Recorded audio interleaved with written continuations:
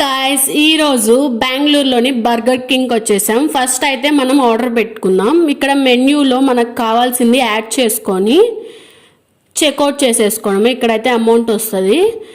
మొత్తం యాడ్ చేసుకున్న తర్వాత మనకి ఇలా చెక్అవుట్ అనే ఆప్షన్ వస్తుంది. అక్కడ చెక్అవుట్ క్లిక్ చేస్తే చెక్అవుట్ అవుతుంది. తర్వాత ఇక్కడ క్యూఆర్ పేమెంట్, డెబిట్ కార్డు ఉంటుంది.